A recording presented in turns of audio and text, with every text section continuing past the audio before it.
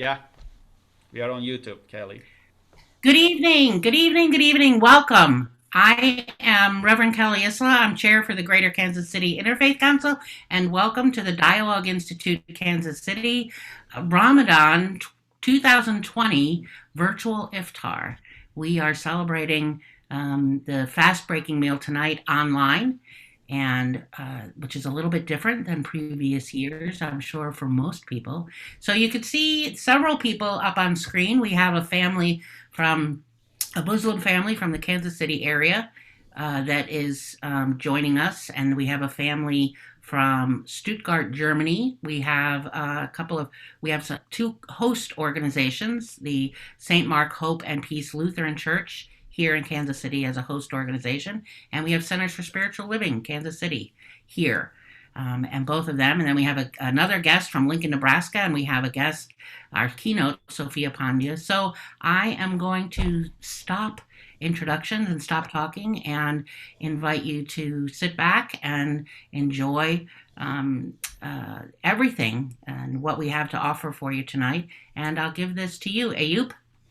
You speak so well, Kelly. You can take the whole night. Hello, everyone. Hello, this is Ayub from Dialogue Institute of Kansas City. Greetings from the heartland of the United States to the beautiful people of this nation, the nation of global warming of hearts.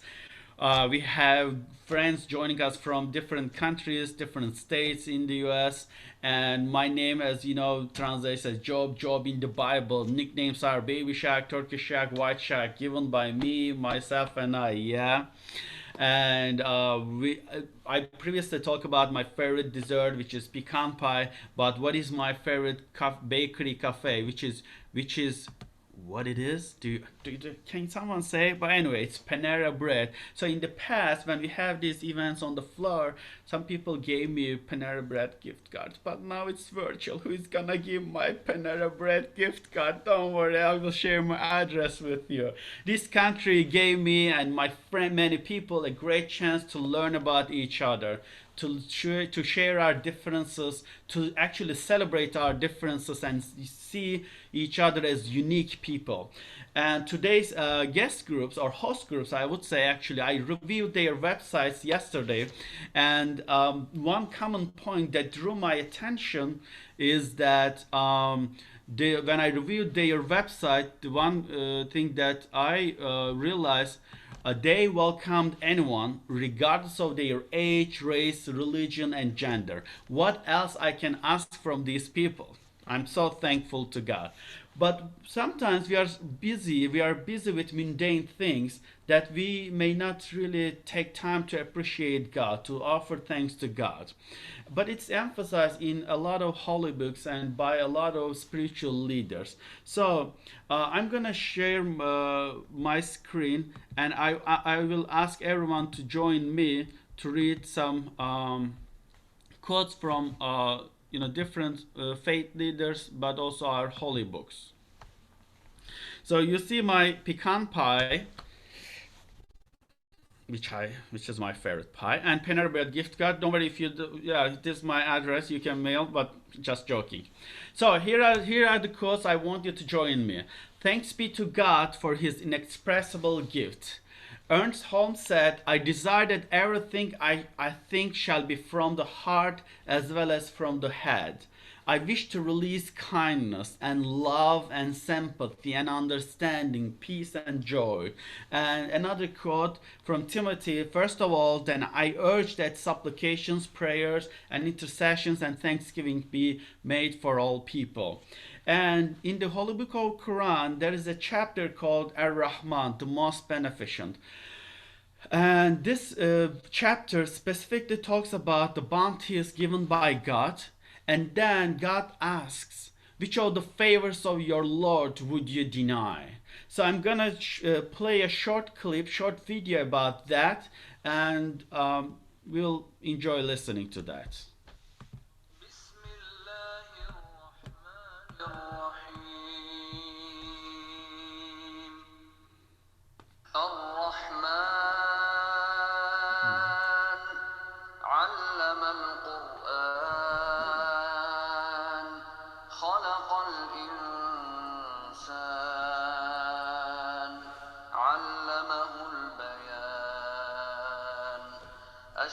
والشمس والقمر بحسبان والنجم والشجر يسجدان والسماء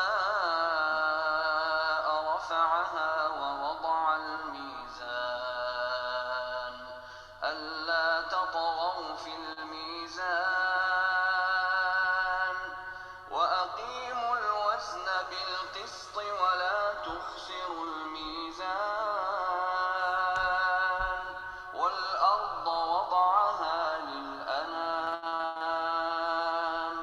فيها فاكهة والنخل ذات الأكمام والحب ذو العصف والريحان فبأي آلاء ربكما تكذبان.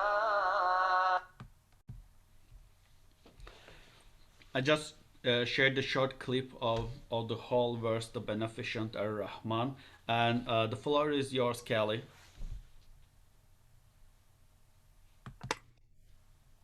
Thank you, Ayub. A little bit slow on the internet there. I was having a little internet difficulty when we first started, too. So I'm going to share a couple minutes. What? It's okay. Okay, good. That's the thing about doing things virtually. You never know what you're going to get. I want to take a couple minutes and just say a few things about the Dialogue Institute. For those that are not familiar with the Dialogue Institute, there's an office in Kansas City, but they have satellite offices around the country. And Ayub is the director for the Dialogue Institute of Kansas City. His name is, I don't know that you told them all this, Ayub, but his name is translated as Job. That we are familiar, if you're familiar with Hebrew scripture, you know the story of Job. His nickname is Baby Shaq, Turkish Shaq. He loves Shaquille O'Neal. That's why it's Shaq. And he's a wonderful example of, he's the perfect embodiment for what the Dialogue Institute is all about. And I'm going to say in a minute where the Dialogue Institute, where they come from and what their foundation they stand on. At the very beginning, I mentioned I was having a little internet difficulty, but I mentioned I'm the chair for the Greater Kansas City Interfaith Council, and each year for several years, it's been my joy and my privilege to support the fast-breaking meals, the iftar, during the month of Ramadan for the Turkish Muslim communities here in Kansas City, and actually throughout the year. To help and support and be a part of programs that are about solidarity and unity and justice and compassion and building bridges and creating a world that works for all of us, a world that's certainly more peaceful and more pleasant. The Dialogue Institute was born out of the Gulen movement. It was named after Fethullah Gulen, who is a Turkish Muslim, a scholar, a thinker, an activist, a poet, just a brilliant man, and he is one of the most influential people in the world. You could see on the right-hand side of the screen there, he's won several awards, the Gandhi King Akeda Peace Award. He's from Foreign Policy magazine, from Time magazine. He's just really a brilliant, powerful mover and shaker in the world. So there are several programs that the Dialogue Institute offers for the community to build those bridges, to make a difference, to bring people together, to break down walls. And one of them is this, exactly what we're doing, the Ramadan fast-breaking dinners, the iftar. Now, what they've been in the past and what Ramadan is so much about and focused on is community and coming together and celebration and family, and that's a little hard to do during a pandemic when everyone is in their homes. And so we decided we were going to go online this year and that we would do iftars virtually. And so here you can see in the past on the right-hand side a police department.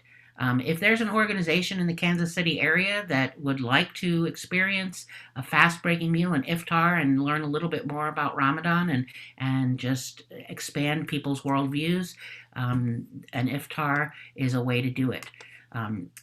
Interfacing and working with universities and retail establishments and individual families, churches, synagogues, gurdwaras, all kinds of faith communities. There's an annual dialogue and friendship dinner that the Dialogue Institute hosts, and it is about bringing several hundred people together from different cultures, different faiths, to have a wonderful evening that is to learn about each other, to celebrate diversity, and to honor an individual or an organization that is making an impact in the Kansas City area, in the community, that is aligned with the values of the Dialogue Institute about building bridges and breaking down barriers and uncovering, healing wounds and where there's prejudice, bringing a brighter light and having us all be just a little bit more human. They offer water marbling classes, which are for anyone who's ever said, I'm not creative. Yes, you are, and yes, you can be. Water marbling is a wonderful way to have some fun, to make something beautiful that's unexpected. The paint and the water and everything does all the work for you. And again, it's just an opportunity to learn a craft from another culture and to be in conversation with people that you might not otherwise see or meet or be in a craft class with. They have Saturday brunch dialogues, interfaith dialogues that have a little bit more academic aspect to them, and to just learn some more from an educational perspective. They host family dinners. This is how AUP sort of hooked me into this world, and now I have lots and lots of families that are my family. And just go to someone's house that you don't know them, but you get a text or an email with an address and a family's name and their phone number and what day and time to show up, and they feed you a wonderful meal, and you get to be in conversation and learn more about you and the world all around you. We'll bring coffee and baklava to your place, again, to create friendships and to expand and strengthen communities. They offer Turkish language classes, which I want to tell you, Turkish is very hard to learn, but it's absolutely worth it. And in case you didn't notice already, most of the things the Dialogue Institute offers to our area is around food. What better place to come together and build bridges and make new friends than around food? I think everybody in the world, 7.5 billion people, understand the power of food, of coming together and breaking bread. And finally, they also are engaged in Thanksgiving dinners. Just all around the greater Kansas City area is just bringing together cultures and traditions from lots of different places and lots of different people, and it's a lot of fun.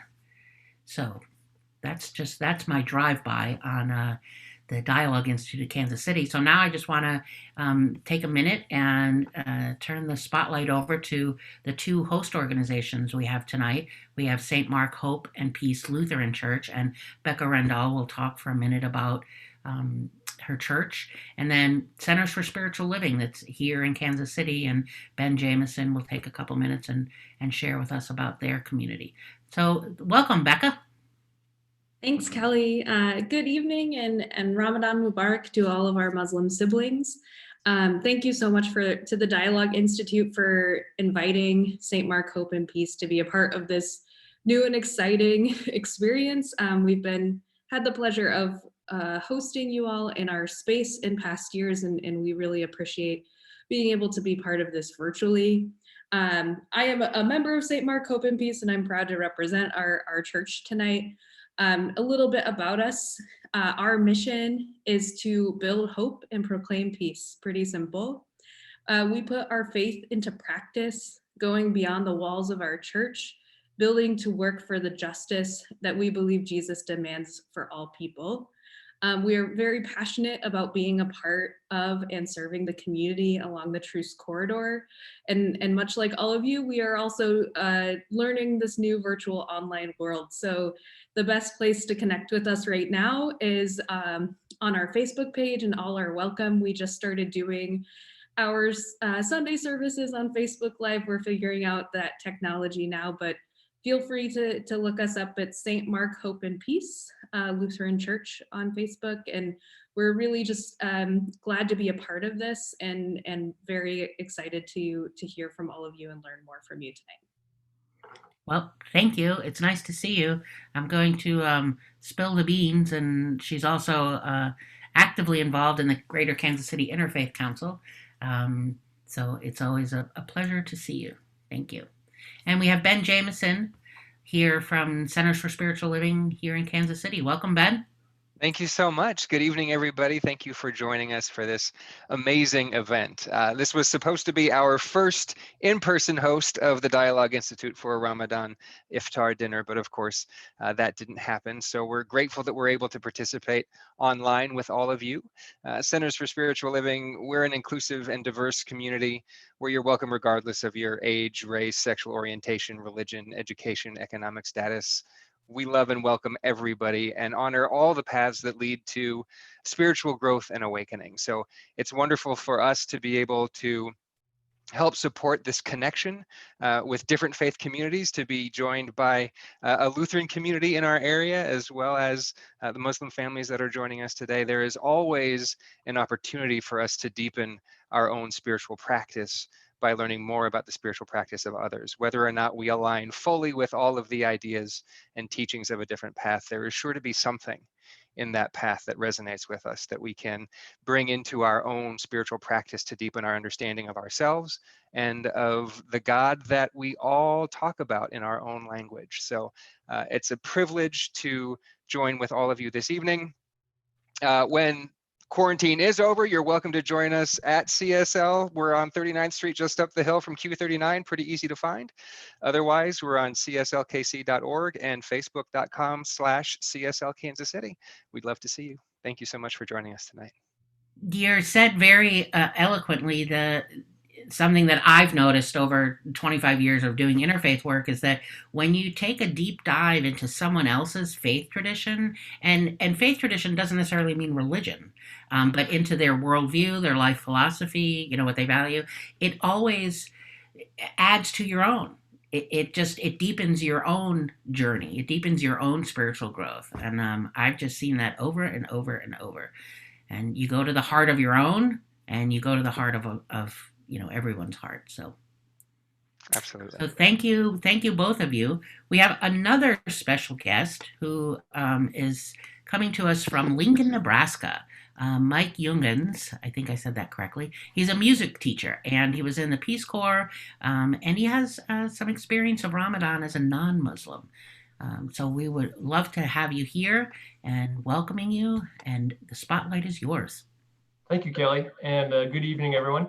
My name is Mike, and I served in the United States Peace Corps from 2008 until 2010, and I served in a country called Mauritania. It's also, the official name is the Islamic Republic of Mauritania, and it is in West Africa, just south of Morocco.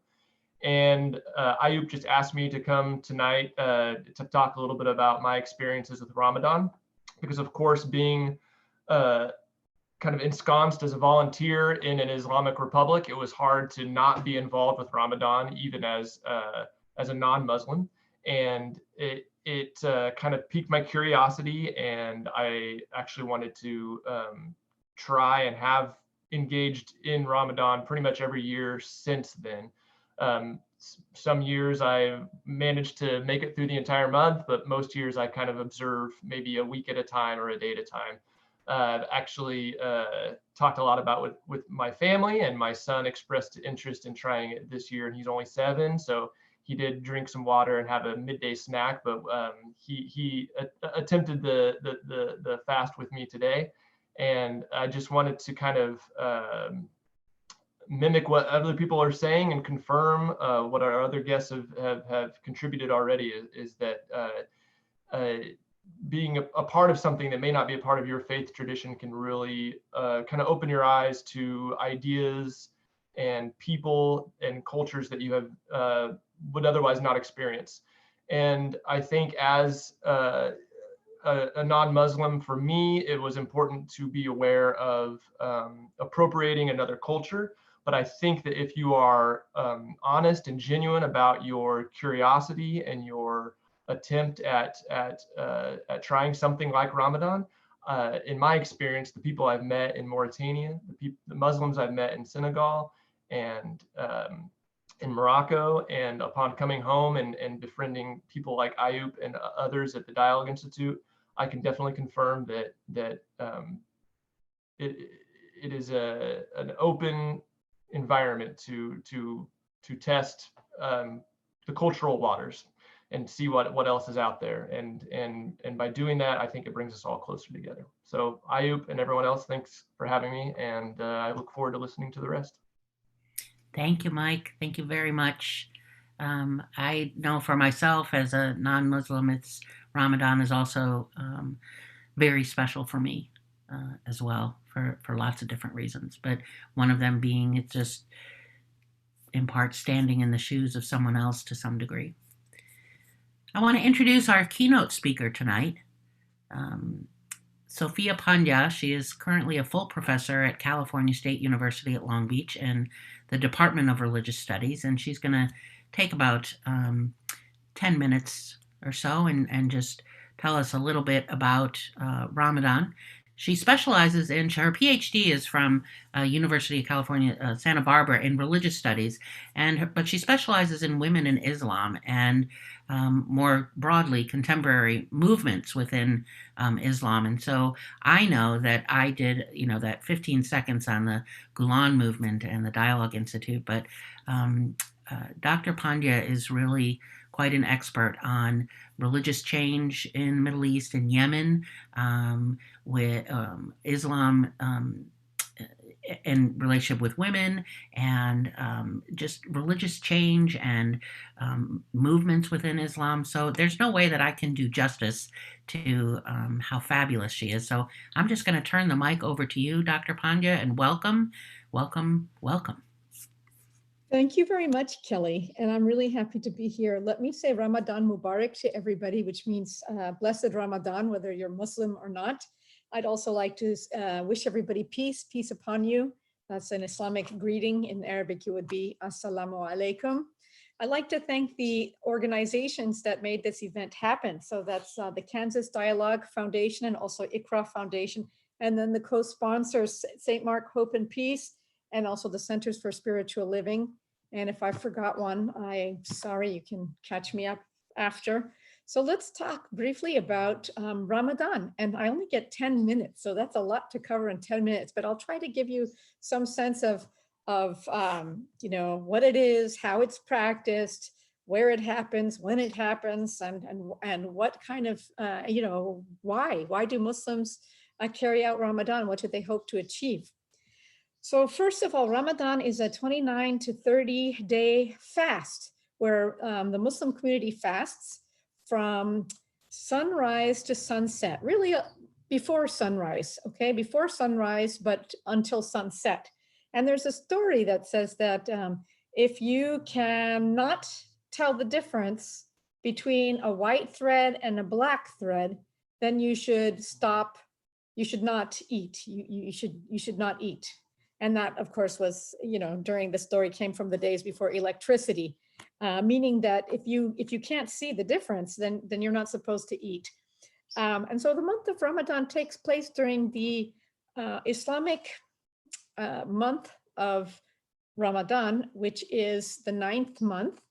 And the Islamic calendar is a lunar system, so it's 11 days. So Ramadan falls 11 days earlier according to the Gregorian calendar every year. That's why it's not on the same day of the year like Christmas is, right? Christmas is December 25th, but so Ramadan is 11 days earlier each year because it's has to do with the Islamic lunar calendar. That's how it's defined. And also, the interesting thing about Ramadan is that you start to fast as soon as you see the crescent moon at the beginning of the month of Ramadan, and then you stop fasting again as you see the crescent moon again, which would take place a month later, right? You stop fasting then. But okay, what about special days during Ramadan? There's actually, the last 10 days of Ramadan are incredibly important to Muslims because there's the idea that there's a night called the Night of Power, or Laylatul Qadr. And Laylatul Qadr means, it's the night in which the Prophet Muhammad, peace be upon him, got the revelation. The first revelation came to him that night. And so if you pray, extra hard during that night, you get, like an exponential rewards. It's as if you had prayed, thousands of times. Your rewards are multiplied. And so people do actually do a lot of things in the last 10 days. Some people say that the night of power is on the 27th day of Ramadan. Others say it's earlier, but it's supposed to be on one of the odd nights in the last 10 days of Ramadan. Now, what's it like? What's it like? So you start the day by many Muslims will wake up before dawn and they'll have a pre-dawn breakfast called suhoor. And so this might be as early as 3:30 in the morning or something like that. Everybody's staggering out from with their pajamas, trying to choke down some food, oftentimes protein, eggs, meat, so that you can make it, and lots of liquid, as much liquid as you can get into you. And then people do their prayers and sometimes will go back to sleep. Others can't go back to sleep, they just stay awake. But I think a lot of people would go back to sleep. And then when you, when you finally wake up, it's Ramadan, you can't eat, you can't drink until the sun sets. So right when the sun sets, for the majority of Muslims, the Sunnis, they take oftentimes what's considered traditional is to take the 3 dates, and that's called sunnah, 3 dates, and then maybe go do your prayers and then come back and have the full Ramadan meal. And some people think you're going to lose weight during Ramadan. A lot of people gain weight during Ramadan because it's kind of like Thanksgiving, but every single night, okay? The food is outrageously good.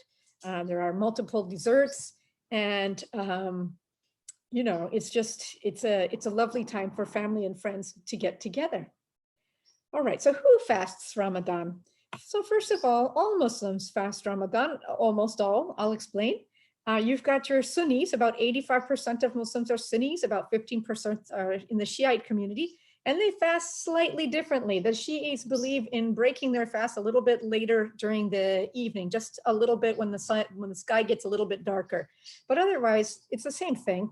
And so all Muslims fast. In fact, it's one of the 5 pillars of Islam that's really widely adhered to. I looked it up today. Something like 93% of all Muslims, when polled in a certain, in a survey, they said that they did actually fast. If you are prepubescent, you don't have to fast. So kids don't fast. Sometimes, their parents have them fast, like they'd skip breakfast and just eat lunch, depending on their age. They practice fasting. But in general, kids are not expected to fast. Pregnant women, nursing women are not supposed to fast. Menstruating women are also not supposed to fast. If they're diabetic or severely ill, they can be exempt from fasting. But sometimes they still fast. Some diabetics still fast. They just take precautions and eat extra carefully during the hours of the day or the night rather, that they can eat, right? So not everybody fasts. Also, if you're traveling, you don't have to fast. So where do people fast? Wherever Muslims are. And it's a little bit easier maybe to do in the so-called Muslim world, or where you have a majority of Muslims, because the day is, the work day is accommodated for Ramadan. And it's a little shorter sometimes, okay? And sometimes school days are shorter. When I was in Bahrain during Ramadan one year, school days were it was like minimum day for a whole month, okay? Because the kids got out early. So things are a little bit different in the Middle East. Of course, in the United States, Muslims that are working are expected to get to work at 9 and work till 5. And, sometimes it's a really hot summer and they're still working and still having to function. So it can be a little bit more tricky, but people still do it. So what about when? I told you that Ramadan is the 9th month in the Islamic Muslim calendar, but in terms of when do Muslims begin fasting and when do they end fasting? So this year they began fasting on April 23rd, and the end of the fast is probably going to be May 23rd. Now, the funny thing is that there's always a fight, okay? There's always a fight about when to end fasting, or when to begin fasting, because again, it has to do with the sighting of the crescent moon. And sometimes you can't, some people believe that you literally have to look in the sky and see it. And if you can't see it with your naked eye, then you should wait a day, okay? And then start fasting, or then end fasting. But others believe, no, this is all, you just ask the astronomers and they'll tell you and it's all set. And so every year there's a bit of a debate about this. By the way, what if you live somewhere where the sun never sets during that month? So, I mean, there's lots of questions, right? Lots of factors to consider. So if the sun never sets, you actually, you follow the time that it sets in Mecca. Okay, so you either that, or sometimes people follow the time that the sun sets in a nearby country. But yeah, either one is okay. But so how about why? Why do Muslims fast? That's the most important question of all. What's this all about? Ramadan is supposed to be a very spiritual month. It's a time in which you want to connect to God. It's a reset button. It's one of the 5 pillars called Saum in Arabic, which just means fast. It's a time of reflection. So you want to move away from material desires. And so those, of course, include food and water. But by the way, you're not just fasting from food and water. During the daylight hours, you also can't smoke or have sex or engage in gossip, or, you're not supposed to do anything bad during the daylight hours at all, or eat, drink, smoke, or have sex. And so the idea is you move away from spirituality, you move away from like physical sensation so that you can go inside. And also, not only are you supposed to go inside and feel, your mind quiet down and try to have some spiritual connection, but also you're supposed to feel empathy for those less fortunate than yourself. As you feel hunger during this month, many people feel hunger all the time. We have global inequity. We have, the 1% of the 99%.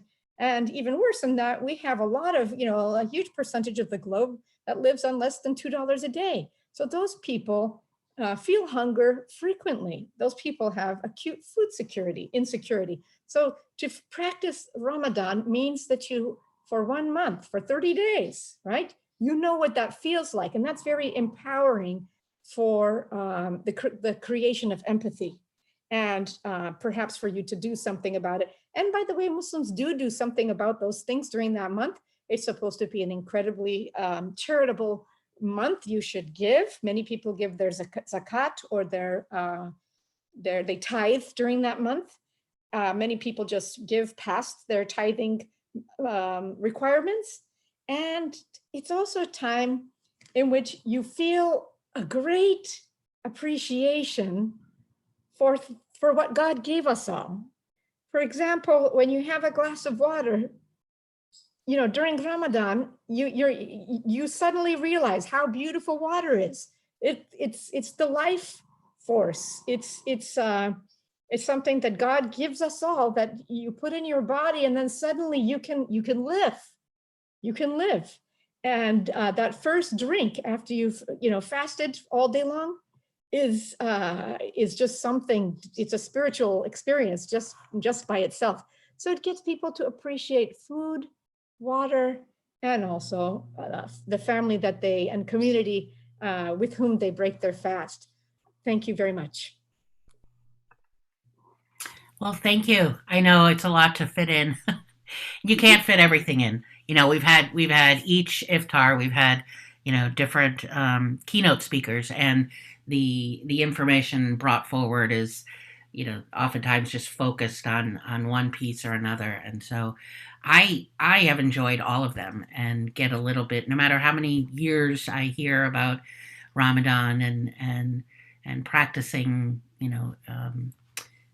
spiritual practices and the focus that it brings you and the purposes of it. I just always hear something new or something reinforced that I'm like, oh yeah, that's why I do that. So thank you very much.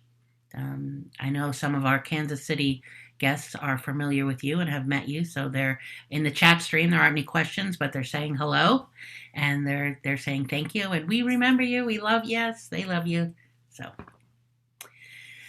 So now it's time to move into our call to the prayer. And we have Nihat Yesil who's a chaplain from Dallas, Texas, that will do the call to break the fast.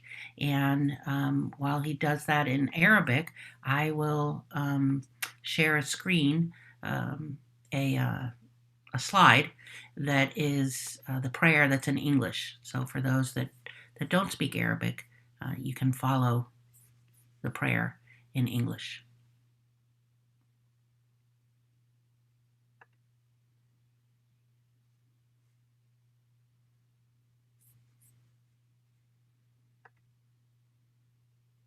Nihat, did we lose you?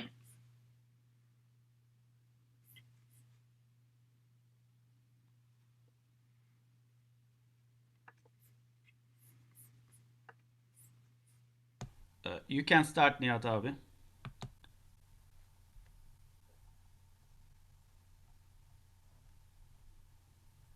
Niye duymuyor?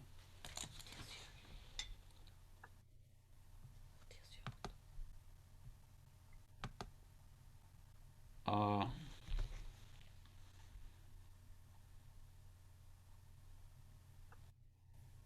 Duymuyor. Nihat, you can go ahead with the prayer.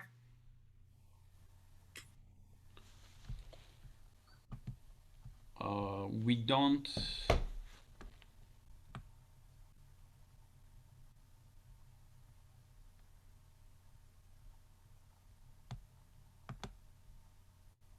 I think we're having a little technical difficulty.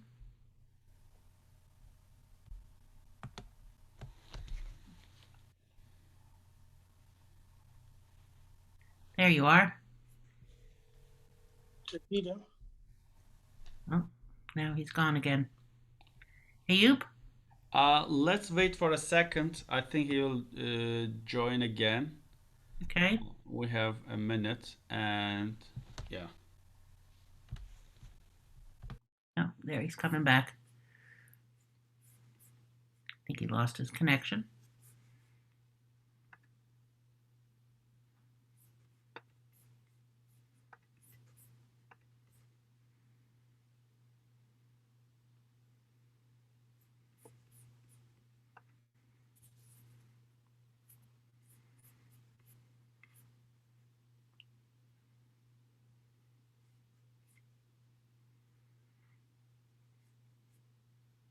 Ayub?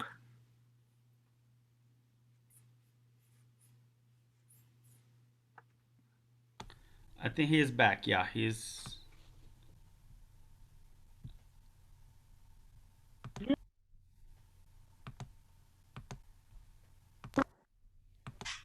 Okay, can you do it now? Yeah, do you hear me? Yes. Yes. Okay, good. I'm sorry. Allahu Akbar, Allahu Akbar.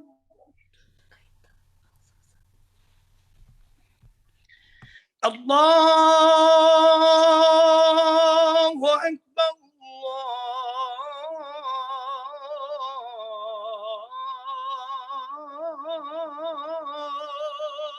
Akbar.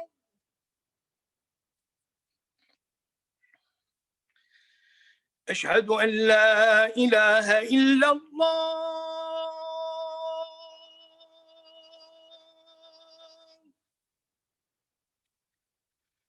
أشهد أن لا إله إلا الله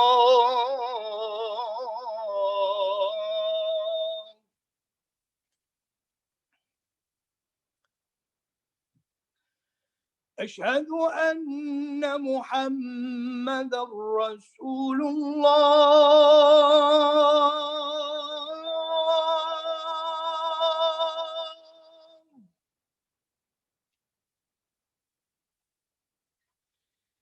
أشهد أن محمدا رسول الله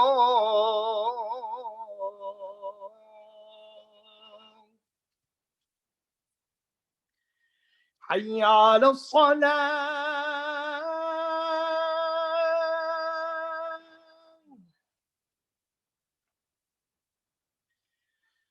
حي على الصلاة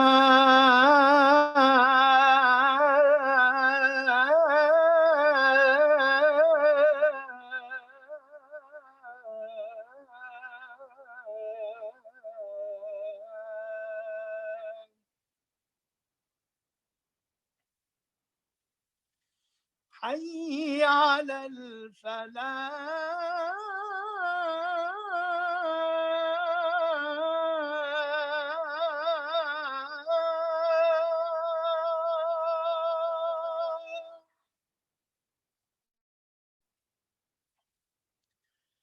حي على الفلاح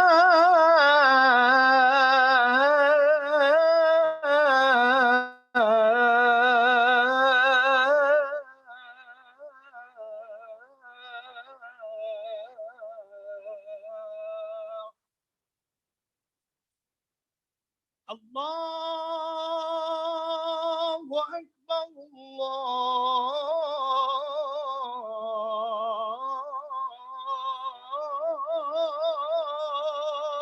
أكبر لا إله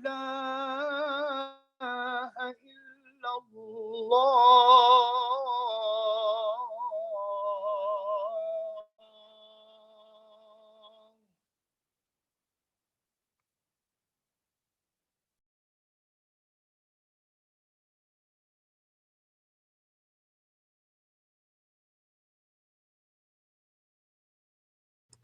The fast has been broken, and just offer a brief prayer for world peace. And this saying you see on the screen is from the Hadith. The Hadith is a collection of sayings or actions by the Prophet Muhammad, peace be upon him. And one of the things he said is that whatever is prayed for at the time of breaking the fast is granted and never refused. So we offer a prayer for world peace. May today there be peace within. May you trust God that you are exactly where you are meant to be. May you not forget the infinite possibilities that are born of your faith. May you use those gifts that you have received and pass on the love that has been given to you. May you be content knowing that you are a child of this universe, a child of earth.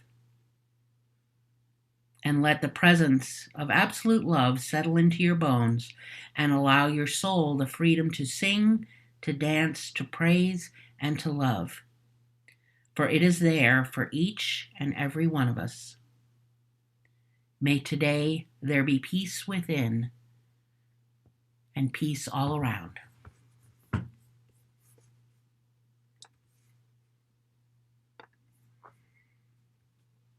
So now we're going to join our family here in the Kansas City area that is going to welcome us into their home, the Demir family, and they're going to share their table and the family and just let us know how they are celebrating Ramadan and particularly this evening, the iftar. Might hear some of their own traditions or the few things that are favorite for them for the season. Okay, where are you? There we are. Ah, there you are. Thank you. Hi. Thank you for having us in your home, and I'm going to turn the camera over to you. Thank you. Hi, my name is Setin Demir. I'm the dad of the house. As you see, we have a big family. I have 3 daughters. My wife and my mother-in-law, she's going to be with us tonight. I will let them to introduce themselves. My daughter, the older one. My name is Nermeen Demir. My name. Go ahead. My name is Nergis Demir. What's up, Mama? Бабушка Валя. My mom is Russian and she speaks only Russian. And this is our little one, Neva. And my name is Alexandra, the wife of this lucky man. Why he's lucky? Because he's surrounded by 5 women here. Also, in addition, we are an international family because I'm Russian and my mom too. So we are from Kazakhstan originally, and my husband is from Turkey. So we are a mixed family. That's why we carry different traditions in our family as well. And if you see our table, we have dishes from different parts of the world. So we have lentil soup and salad that you can find almost every time on Turkish table. And we have Brussels sprouts. This is our American dish. I guess we started to eat it here in the United States after we moved here. And another one, the main dish on our table is, let me show it to you. It is Uzbek pilaf. It's a rice style from Uzbekistan, the country, the former Soviet country. So you can find this similar kind of dish in many countries, former Soviet Union countries, like Tajikistan, Uzbekistan, Turkmenistan, and all the others. Yes, and Kazakhstan, definitely. My mom says our country. And another thing that you can find on our table is our homegrown radishes and green onions. They're from our garden. We're trying to garden. At this time when it's boring, we're sitting at home due to the COVID. So we're trying different things. And what else we have? We have plain yogurt and watermelon that helps us to keep hydrated. But I believe you missed the most important part. We have homemade lemonade. Namin, would you like to tell about it? Today I made this lemonade for my whole family. Everyone loves it. You know why? Because I used fresh mint from the garden. I also squeezed some lemon juice. I used sugar, but to make it healthier, I also used honey. So you see, we're on the healthy side. It's very delicious. And also, would you like to tell something about the Ramadan? Why important? Well, we this year it's so different for us to celebrate Ramadan because the Ramadan is the month of sharing. Usually we have lots of guests in our house, and now it's just us. But it's a great experience for my mom too, because my mom is Christian Orthodox, and she can actually see how we are doing this. It's a little bit strange for her, this kind of fasting, because as you know, in Christianity, fasting is a little bit different. So, but it's a different experience.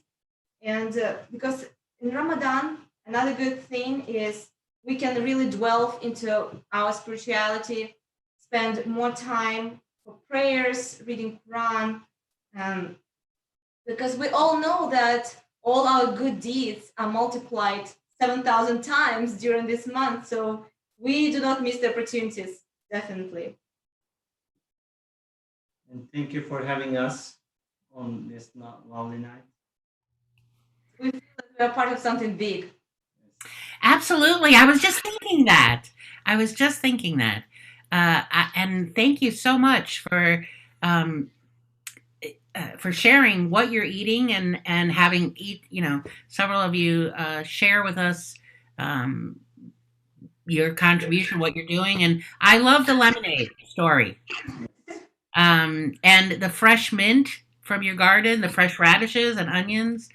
Yeah, it's I'm always, each night we do this, we have a different family, and it just makes my heart sing. So thank you very much for inviting us into your home. Thank you very much. Thank you for having us. And there is someone who's watching live stream, actually Mike, who we heard from earlier, that is the non-Muslim but practices Ramadan. He was in the Peace Corps. He wanted me to tell you that the Demir family is awesome. Thank you. Thank you. And that he can almost taste all of it. I was thinking that when I saw you pick up a piece of watermelon for your daughter, I could feel because I love watermelon too. And we try to keep it far away, from but her. it doesn't work. No, it doesn't work, clearly. Thank you. Thank you again. Ramadan Mubarak. Thank you to you too, to everybody. And we're now going to meet a family in Stuttgart, Germany. That is, they're much further away, so they are sharing their Ramadan experience with the pre-dawn breakfast, the Shaheen family in Germany. So there you are. So welcome, and thank you very much for having us in your home, so to speak. So I will turn the microphone and the camera over to you. Thank you very much, Kelly. I want to say good evening from Germany and Stuttgart, and I would like to thank to you for this valuable invitation to this program. I am Ömer, and then I want to introduce my family members here. Here is my wife. She wants to say her feelings and observations about Ramadan. Hello, my name is Meira. Thank you very much for inviting us for this program. Ramadan is unique and special month. Before Ramadan, we made some preparation.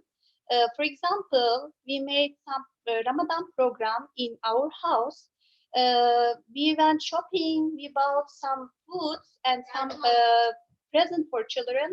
We wanted to create our home and our family spiritual and special atmosphere. And as you see, we have some decorations here, Ramadan decorations. They are hadith from Prophet Muhammad.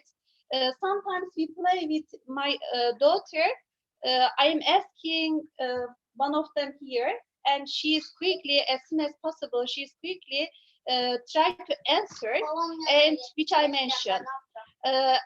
For me personally, I want to improve my spiritual life, and I want to focus on my spiritual needs during the Ramadan. And in modern age, people are more getting unsatisfied, unfortunately, with what they have. And Ramadan teach us how to be satisfied and with what we have, and also patience. In my observation, actually, in our family and personally, Ramadan really teach us discipline and self-organize. And here, as you see, we have pre-dawn meal. Actually, we don't eat fatty foods. We prefer vegetables and breakfast, like a breakfast. We have here, cucumber and tomato. And here we have special Turkish food, melemen, that special Turkish food, mixture of pepper, tomato, and eggs. And here boiled egg and some cheese, olives. Yeah, these are like a breakfast. Thank you very much, Shmira. Now, here is near me my daughter Hafsa. She wants to share her feelings with you. Yes, Hafsa, what do you want to say about Ramadan? Hi, my name is Hafsa. I'm fasting every day in this Ramadan. Iftar is my favorite time of Ramadan. I thought before Ramadan fasting was difficult, but fasting is not difficult for me. After Iftar, my parents give us some presents like chocolates or candies. Yes, and I like Ramadan very much. Thank you, Hafsa. Kelly, I want to share my childhood memories of Ramadan. I remember I used to cry when my mom didn't let me wake up for pre-dawn meal. And then now I am observing my kids. They are so excited still, and they don't want to go to bed. They want to stay awake till pre-dawn meal, and I see that Ramadan is same 20, 30 years ago, and now it triggers the same excitement in kids and in adults as well. And I want to say I want to talk about our routines, daily routines of Ramadan. At night we perform 20 unit prayer called Teravih.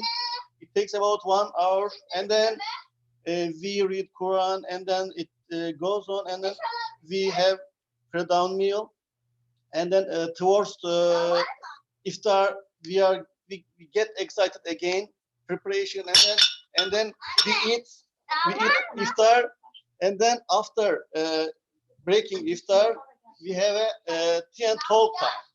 Tea and talk time is especially for children.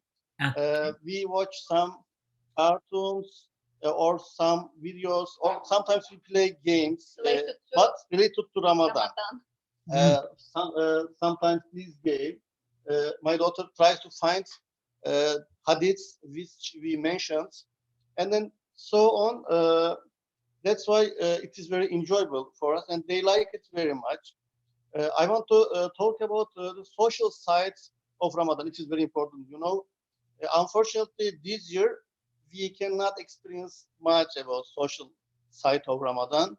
But what we do, we we can't invite anybody, but we deliver foods. We cook and then deliver to our neighbors who are in need, and then we deliver some food to students living around. It is also advantage for us. And then I want to focus on the real impacts of Ramadan on us. Yeah, Ramadan is not important just for our physical health. Yeah, this is not just a diet. It is important for our psychological, mental health also. Yes. It enables us to have some personal spiritual traits, such as, for example, mutual understanding, being patient, and waiting for something you like, you love, for your desires. You learn how to wait for a long time, especially for my daughter, for example. Normally, if she wants to eat chocolate, she can just eat. But now she's waiting for 10 hours, maybe, 10, 15 hours. So it is an education, education and it's okay to wait. Education of our spirits and education of our mental characteristics. That's why I think, in terms of these education, as we are teachers, I want to talk about education of our characters and our mental abilities. I appreciate the importance of it as everyone. And it is also a universal worship. In almost all religions, you can see fasting. Yes. Yeah, it is a universal worship. That's why I think everyone in the world appreciates its importance in our life.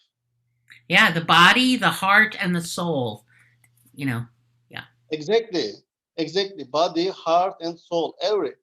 All are educated through fasting. That's why.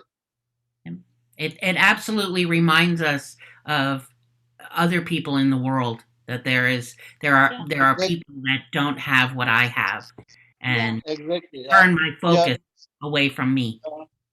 We are one equal one. Yeah, we are all equal. So, being humans. Yeah, that reminds us also. Yes. Exactly. Well, thank you very much. Thank you. It's a privilege, it's a joy, it's an honor.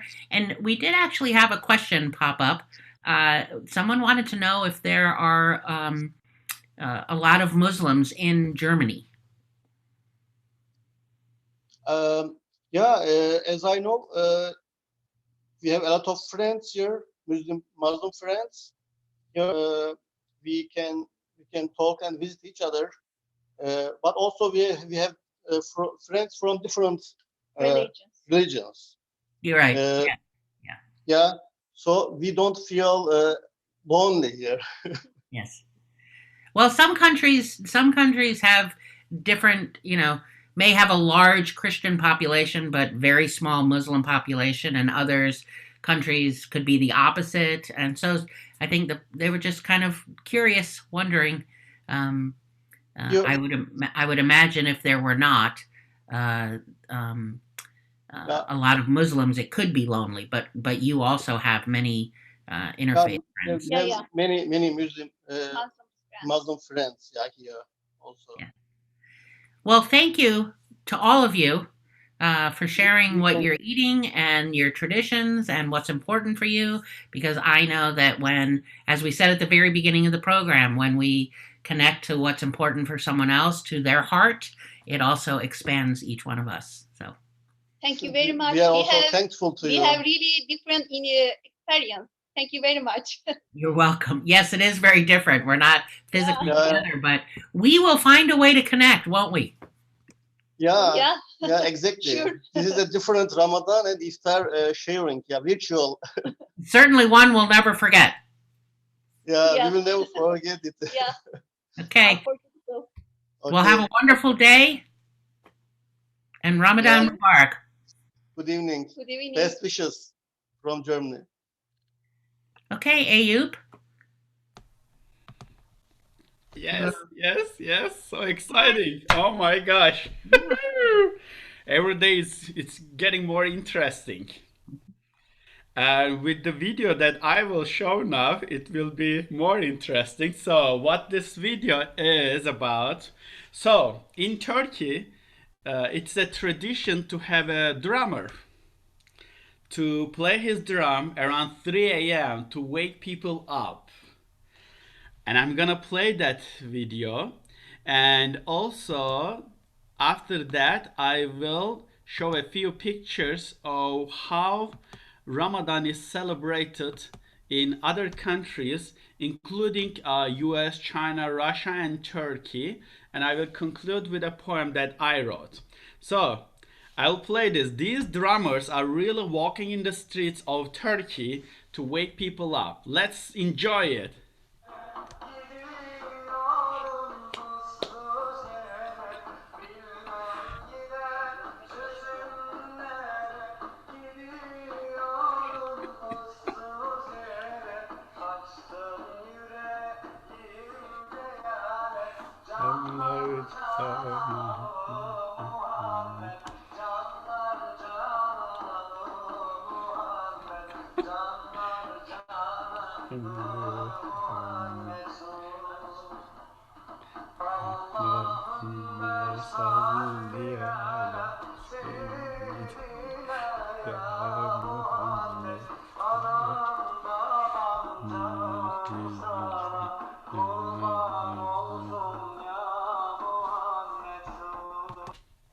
Okay, so this is really happening in Turkey. These people are in the streets at 3 a.m. What if we have this in the US? What will the reaction be? You might get someone might call the cops, and you will hear this sound. The cop is there. But anyway, that's the fun part of it. And here is a few pictures of how Ramadan is celebrated in the US. White House usually has one Ramadan fast breaking dinner. And here's a picture in China, from China, Russia. Muslims there, how they celebrate, and usually it's with the community. As we talk about it, we celebrate Ramadan with the community. This is a park in Istanbul, Turkey, where I am from, and here is an iftar tent. So we eat together with the community, and this is one example. And to conclude my talk, I'm inviting everyone to join me to read this poem, short poem that I wrote, and I hope it's a good fit for Ramadan. I wish all the charity organizations would be shut down, as no one would need any outside help. All the relief agencies would be closed, as everyone would feel relieved. All the food stamps will be unnecessary, as everybody will be full enough. People would ask what we can do together, instead of asking less fortunate ones, what can I do for you?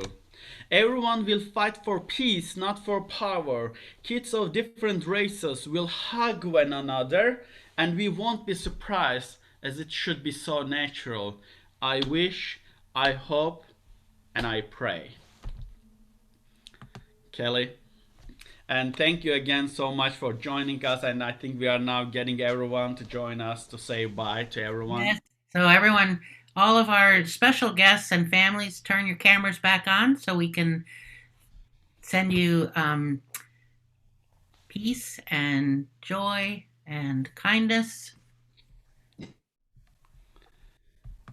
family from Germany, are you there? Mahil family, yeah. Okay. Yeah, So here. thank you very much for joining us this evening. Here we're in Kansas City. Some of you are in Texas. Some of you are in Germany. Some of you are in Nebraska. Yeah, see, I remembered. Thank you. Have a wonderful evening. Have a wonderful day. Ramadan Kareem. Thank you. Bye. Thank you very much. Bye bye. Okay. One last thing, maybe Dr. Pandya, someone asked about your literature, your research about women. If you can email me, I will share with that person. Okay, sure. Okay. You can also find my work on academia.edu. Okay. We'll do Okay, that. take Thank care. you. Have a nice day.